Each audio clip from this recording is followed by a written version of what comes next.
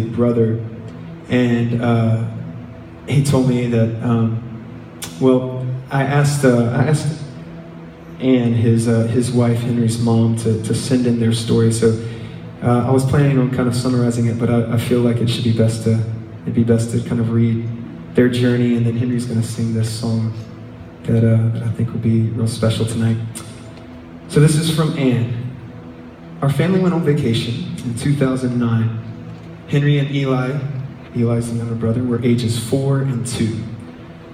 We were with 2 other families, our dearest friends. Eli had been struggling with some odd health issues, all seemingly unrelated, until the puzzle came together that week on vacation. We ended up in an emergency room at the beach for what we thought was a rogue case of strep throat. Time absolutely stood still when the doctor told us that Eli had leukemia. That day marks the before for our family. Yet it also marks a time of the deepest certainty that God is who he says he is. From the very moment of that diagnosis, we saw the Lord orchestrate impossible details, reminding us of his great sovereignty over all things. Romans 8:28 became the verse in our heads, and he was so gracious to affirm his nearness and goodness. Eli was diagnosed with a high-risk form of acute lymphoblastic leukemia and endured chemotherapy for 3.5 years. We are so very thankful that he continues to be in remission from the cancer. However,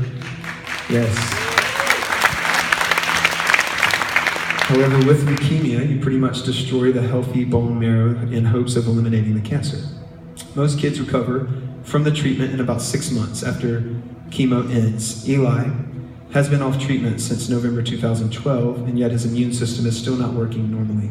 He still struggles with frequent illness and receives five-hour infusions with a home health nurse every 3 weeks to try and help support his immune function. It's easy to imagine what Eli's life has looked like: hospitalizations, surgeries, a bald chemo head.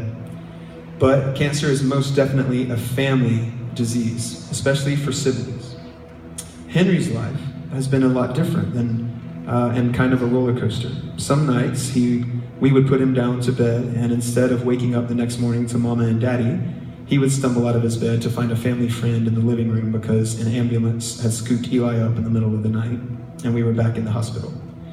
Henry has struggled over the unpredictability of all aspects of our life, yet this uncertainty has been an ever-present reminder that we are physically, emotionally, spiritually, we cannot do life outside of Jesus. I can hardly articulate God's graciousness to us, and we are most thankful that Henry recognizes that Jesus is the source, crazy and all.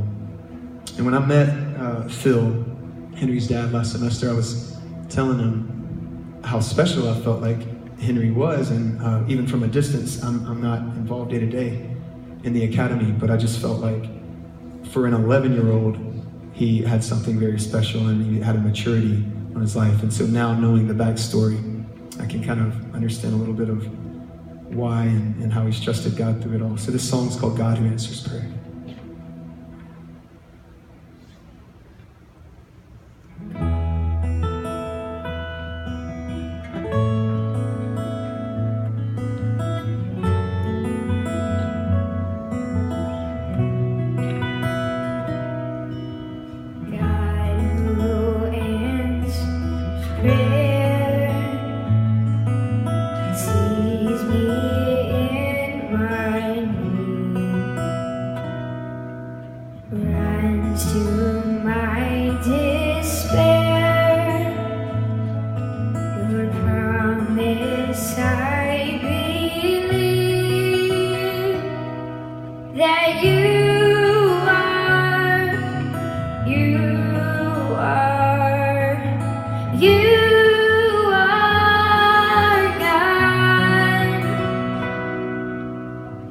Bless the Lord.